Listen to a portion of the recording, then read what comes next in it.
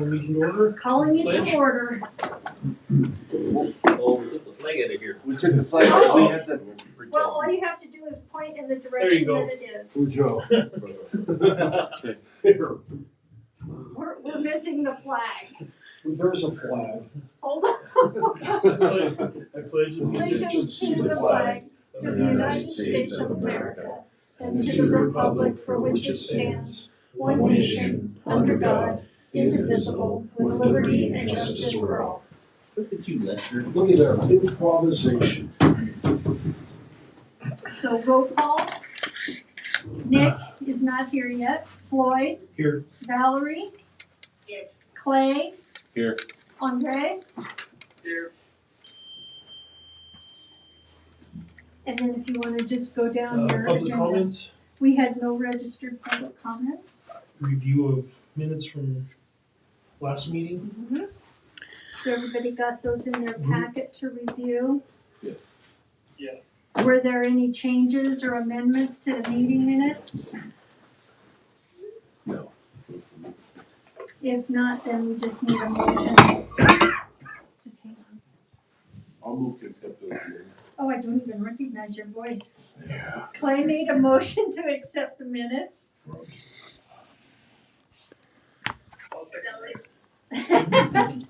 I'll stick you in there, Andres. You were on the call there quick. Floyd, Yes. Valerie, Yes. Clay, Yes. Andres, Yes. and then we have our financial statements for 2023. So total cash on hand for January was $2,675,714. We're down roughly $100,000 from the previous month, but that's due to holding off on the Medicare payments until deductibles are paid up. So here in April or so, that number should shoot back up. So still looking good. Our net income for January was right about 21.5. And our accounts receivable was 1.5 million. So we're up nearly $150,000 from the previous month. So we're looking good as far as accounts receivable and net income. So our concerns for the month, medical supply shortage is slowly getting better. But our supplies are down about $9,000 from this time last year. So that's good. We haven't bought anything. Our fuel is up only about $400 from this time last year. But fuel prices are rising again, so that's gonna fluctuate. Vehicle repairs are up 100% from this time last year, $3,000. And we didn't have any maintenance for the month of January. Nothing that was reflected. So there were some discrepancies on the financials that I just made note of. So our contract with ESO was higher than normal, but that was paid in December. I don't know why it reflected on January. Bernadette's aware of that, so I'll work with her on that. Same with the Safeway gift cards was on this last month, and that was paid in December. Our vests, which were purchased on the grant, those should have been in December, and those were on this one. Same with utilities, and then there was 3 payrolls in December, and so that reflected a little bit higher. The other thing I wanted to address or apologize for is I apologize if I misled you or made you of the impression that instead of cardiac monitors, we decided to do administrative vehicles. So that wasn't the case. So when I asked for permission to buy the cardiac monitors, it was because they were super cheap on a good deal. And we had to make that decision before our next board meeting in January. And so once I got that approval, we demoed those cardiac monitors, and after looking at those monitors, it just wasn't fiduciary responsible to go with that product at that time. And thankfully we didn't, because I found out last week that those monitors are having some sort of issue that's not gonna be taken care of for another year. So that saved us in the long run. We had no intention to sell the 2 units that we sold. The transmission was fine at the time of the monitor thing. And so it just, the timing happened. And so, we had the opportunity to buy some vehicles pretty cheap. And so instead of using the money that we could have used for the monitors, we decided to replace those vehicles that we ended up selling because they had issues anyway. And I just wanted to address that because there's hospital staff telling our staff that instead of getting monitors, we're getting vehicles. And made it sound like it was because we. That's not how I took it at all. Right, and so I just wanted to clarify that and make sure that you guys were aware that that was the case. Appreciate that. That's all I have for financial and billing, unless you have any questions or concerns. So we need a motion to approve the financial statement for January 2023. I'll move to approve that. I always have to look at you because it's like, That's right. so Clay, Yeah. so Clay made a motion to accept the financial statements. Does anyone second that motion? Valerie Murphy seconded. Thank you, Valerie. They're used to Floyd doing it, they were waiting for him. I know. Floyd, Yes. Valerie, Yes. Clay, Yes. Andres. Yes.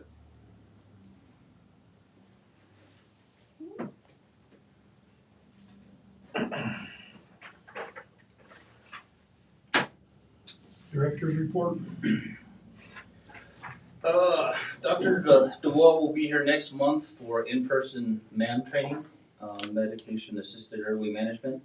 And he'll address any questions with our new guidelines. We just recently updated our guidelines. We'll do that every year. And we've been having some ongoing training with waivers and stuff as far as that goes. So Dr. DeWall requires our clinicians in the waivered acts to be credentialed every year. And that needs to be done before February of every year. And so we've gone through that process. So he'll come down, he'll do the in-person training, and then he'll address any questions. What is the waiver? So we have a waiver for ketamine for pain. Oh, okay. We have a waiver for, it's RSI, Yeah. ma'am, for the advanced airway. We're working on a waiver for, closed field reduction, for dislocations. Oh. And we recently got a waiver for TXA. Oh, that's, Tranexamic acid. right, right, So For- blood For traumatic brain injury. right. Oh, okay. and severe bleeding, Yes. hemorrhage. So we've got 4 waivers up. Okay, thank you. So our billing company, EMSMC's completed the upload of the old AR from QuickMed claims into their system. So now we're just waiting on them to give us an amount of potential collectible numbers from that, and they'll collect what they can. Everything else has been going pretty smoothly with that. We're still having our call bi-weekly with them and addressing any issues as they come up, so that's been really smooth. On the USDA loan in the new building, we met with Doug Beltry and his subs yesterday. They're working on finalizing numbers, and we're hoping to present those numbers to the Bank of the San Juans hopefully mid-March and apply for that interim loan. And if everything goes right, we're hoping to break ground before May. So that's starting to move along, and just in time for the warm weather, so. January 26th through 29th and February 2nd through 5th, we had our BLS and ALS refresher. That went off really well. Everybody seemed to enjoy that. We were able to bring some outside instructors, and I feel like that goes a lot further than having the same old people talking all the time. So that was really good. January 30th, 31st, and February 1st, I went to Blue. Are you You good? still there? No. Oh, I have a call. Okay. So January 30th through February 1st, I was up in Albuquerque for blueprint training. That was a free training, and that is with the sound off signal lighting products. And so what was beneficial about that is I'm hoping to switch, as we remount, switch all of our lights to this blueprint system. And what these things can do is they make the scene a lot calmer. And so there's a lot of emergency lighting systems that are kind of going to this. And so they'll change patterns with speed. They'll slow down as you slow down, and as you put it in park, it makes bigger blocks of light so that you can see the size of the vehicle, and it slows it down so the scene's calmer, and it keeps everybody's anxiety levels down and calm down. Oh, Okay. Hello? Hey, I got disconnected, sorry. Stop it. Just 1 minute. You're challenging my technical abilities here. They kept saying it's Dr. Porter. I'm like, no, it's not. Hold on just a minute. Okay, we're all back in. Okay, Floyd's helping me. okay, thank God.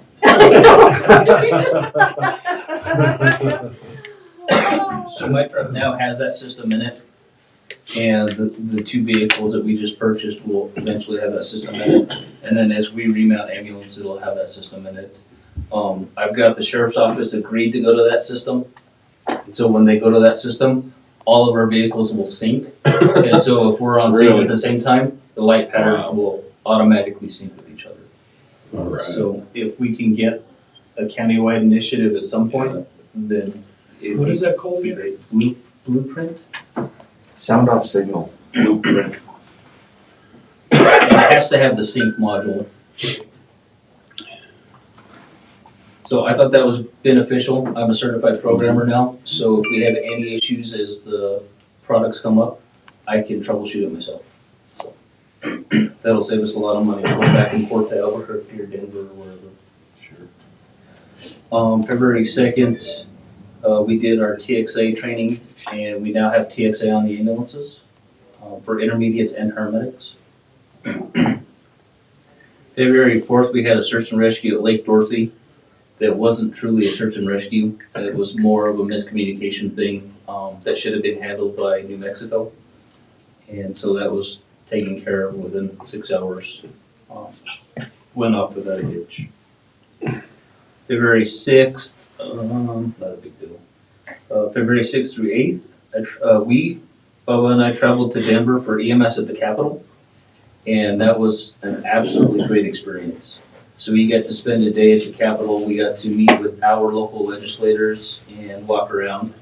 And that night, we actually had a meet and greet, and we were actually able to interact with them for, 2 hours, 3 hours? It was close to 3 hours. So they actually sat and they listened to us. We talked to a couple of their aides who sat and listened to us.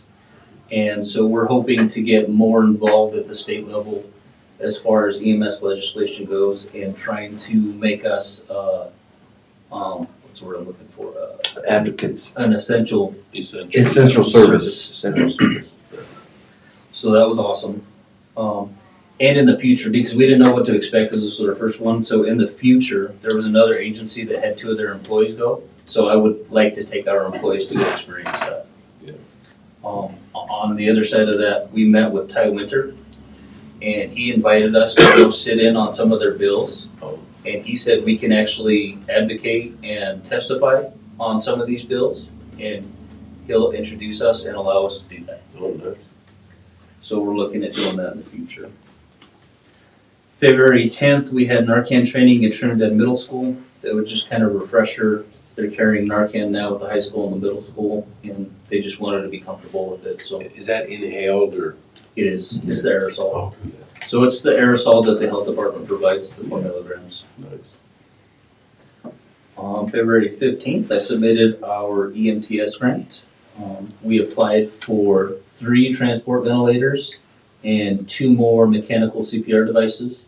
So if we get those, all of our ambulances will have a mechanical CPR device, so we won't have to worry about wear and tear, moving them back and forth, that kind of thing.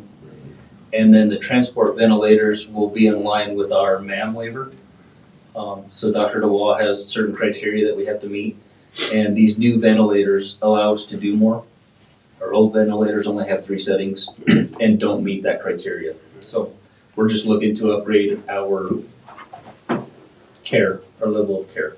Yeah, because that was always the issue with transporting somebody on an event is what are you gonna do if they become extubated or they Right. wake up and you can't do RSI and stuff. It's good to- Yeah. If you're able to do that.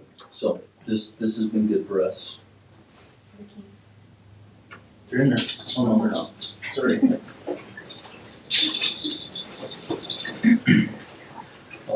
Also on February 15th, we had a Zoom meeting with the regional hospitals and medical directors and EMS agencies. Dr. DeWall and the regions would like to see everybody get on Pulsera, which is a free application. And basically, it'll alleviate having to notify the hospitals via radio or via telephone because we have so many radio issues. And so it's a free app, free for everybody. And it's basically you put it on an iPad and you put in certain parameters, patient parameters, what's going on. You can put in vitals, you can take a picture of the vitals, take a picture of the IV, that kind of stuff. And then you can just send the alert to the hospital. It'll alert on their side, a loud tone, and they'll be able to pick it up and they can start registration, they can start prepping for whatever that patient is, and it just kind of streamlines the whole process. So we don't have to worry about being up in Stonewall trying to call the stroke alert or something, and you can't get out on the radio. So the entire region is looking at moving to that. The Pueblo Hospital is on board, and so if we can get our hospital on board, we'll be able to kind of do that. Is that encrypted or? It is. Yeah, we It started. is. It's cloud-based and it's all encrypted and Yeah. compliant. Good. Okay. Is that Nick? Yeah. Okay. Okay. All right. Okay. All right. Well, if you get done, come see us. Bye. Nick's having to go to another call. Kid didn't get off the bus. No worries, we got it. This week we started employee evaluations. So we started doing annual evaluations. And because we missed the boat, I wanted to have this done December of last year, and we just never got around to it. We made it a point to get it done early this year. And so we did a self-evaluation, and then we evaluated the employees ourselves. And this week we started bringing them in and going over the evaluations. And so we started that process. That process has been going pretty smoothly. We've got 4 more full-time employees to get through, and then we'll try and hit the part-time employees as we can. And they've been really receptive to that, so that's been good. And then earlier today, we had a webinar for EMS and critical condition, and it was kind of crazy.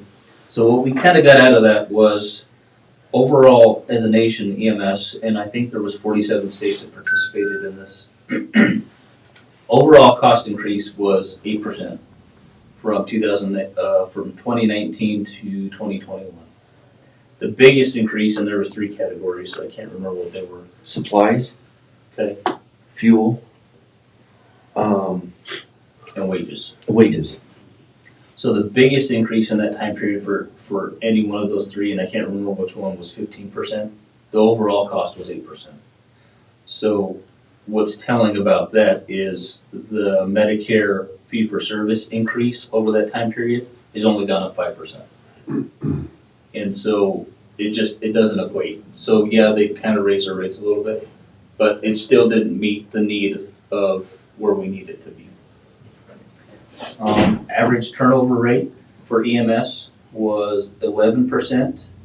In 2021, it was 12%, and it was up to 19% last year.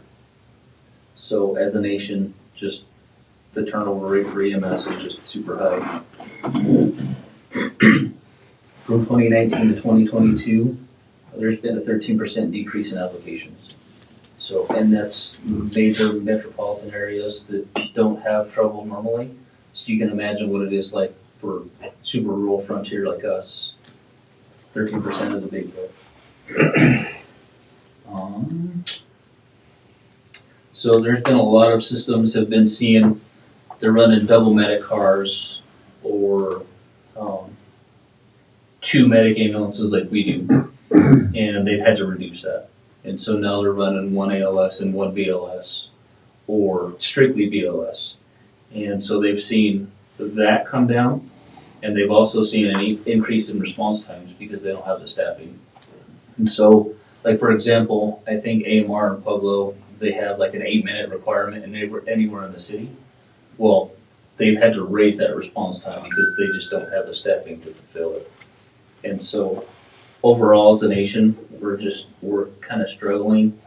AAA is working with legislators to kind of fix that, and I think they kind of see that, but they anticipated that we're gonna have issues all the way through 2026. So that's just kind of where we're at. The other things that I wanted to note is we're gonna be shorthanded again soon. So we've got a paramedic that's gonna go part-time, but he's eventually gonna be moving, so we don't know how long that's gonna be. We've made an offer to an EMT, but she just started a new job that she absolutely likes. And so I don't know if she's willing to come over now or not. She said she'd let us know by the end of the week. And then Liz, who was out on workers' comp for a knee injury, is back out on workers' comp for that same knee injury. So we're waiting to see what workers' comp docs come up with there. So I guess they didn't fix it the first time, they just cleaned it up. So now she wants to get a second opinion, so we're kind of in a holding pattern. We've been okay, and we're still okay, but it might get rough again for a little while. And that's all I have, which is more than enough. Crying Yetley's, I ran in the room. Any questions?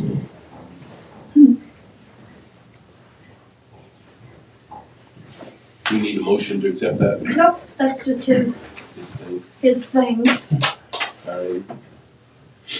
Was that the operations report That was also? director's. Okay. But it's got Operations. dogs, yeah. So, for January 2023, had 182 calls for service, 29 of those being interfacility transfers.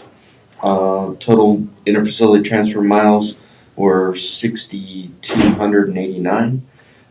We did have 3 IFTs that we did not take, 2 of which were the same patient, and that was due to patient severity and their MAP score on the blood pressure.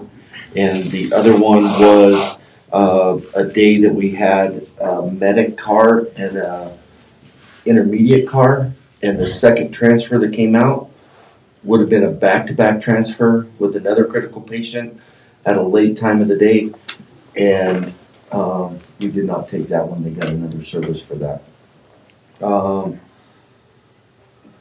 Right now, we're down to 3 rigs. 2 of those are our main rigs, and one of them we pulled from the county as a QRT rig from Aguilar as a backup. We have the one in Alabama that's getting remounted, and I'll get to the other one here in a minute. And then we also have some other looming things that are scheduled to get done, but we're getting pretty tight on those parts availability, and as well as just the downtime. 1801 is out. It's due to go in the shop tomorrow. We actually had a critical failure because of the emission system. It went into limp mode, responding to a traffic accident on I-25. That is being addressed. Right now it's out of service. 1701. 1701 needs an engine.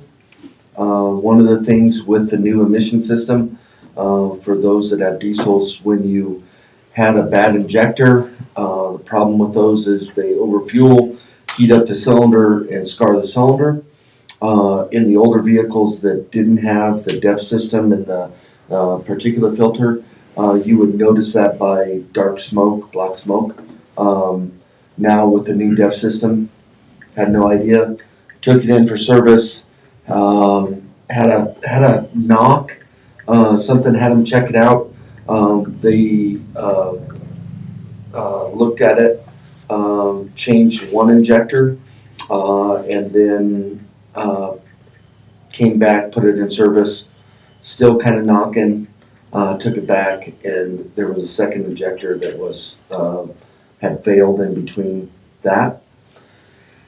So, I need to, or we need to ask the board, for approval. I got a quote from D&T Auto for $16,373.05. That is for a, long block and putting the majority of our parts back on it. With addition, I did tell them they've already put 2 new injectors in there. It has 8, so he's gonna replace the other 6, so we'll have a full set of good injectors. I reached out to another shop to get a price, and their price on their long block, which was an OEM long block, was actually $16,500. So we're getting the whole job done for $16,300. That is a aftermarket engine, but that engine comes with 2-year warranty, unlimited miles, parts, and labor. So that was another thing, the decision to go with. It was $2,500 extra to go with the 6 new injectors, but that's gonna pay us dividends if there was to be a problem later on down the line. So, 1901's getting remounted, and then, found out, I believe, we have a heater issue with 2001, and it's one of those things trying to get them into the shop. It's scheduled for Friday, to address that. We got heat in the back, but it's getting cold in the front. When the heat's on in the back, that tends to do it. What I'm finding is it's only on long transfers. We don't typically use that rig on long transfers until now because we're so far down on rigs. So that'll be addressed on Friday. So other than that, I just need. So you're saying you need a motion from the board to buy the long block and replace the 6 injectors with D&T for $16,363.05? Correct. That's a new engine? That's a Jasper remanufactured engine, with a 2-year warranty and parts and labor, unlimited miles. And since that's over my chief's spending limit. Who's it with? Who's doing it? D&T Auto, Who's it? out of Raton. Oh, right.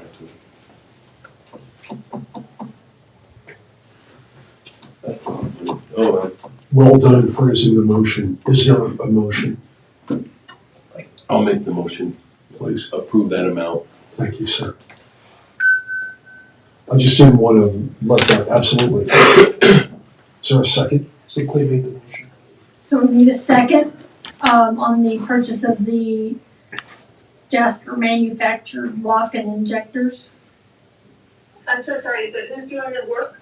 D&T Automotive in Raton. Okay. I second it. Floyd, Yes. Clay, Yes. Valerie, Yes. Andres, Yes. And that concludes the operation and fleet report. yay. Thank you.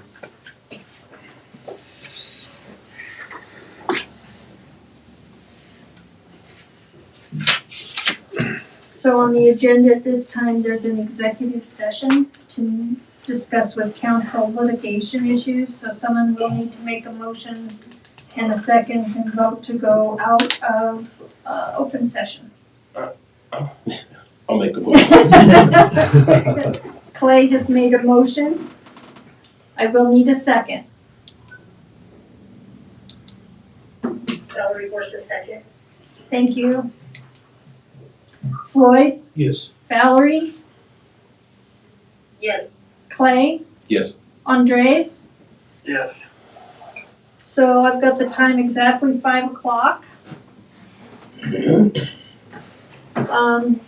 Are we good with everyone participating? Yes, Okay, we're good, I will leave. except for Mr. Murphy. Sorry. Oh, yeah. Yeah, right.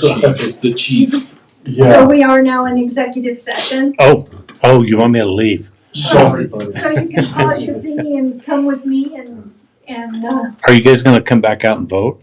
There will be no vote from the agenda or from anything that's being And discussed. then it's just miscellaneous? Yes, sir. I- The next meeting date.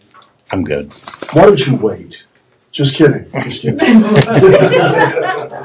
I nearly So died. For your information, Tom, the next meeting will be March 22nd. Okay, when are the applications for the election coming out? The self-nominations are due by 5 o'clock this Friday.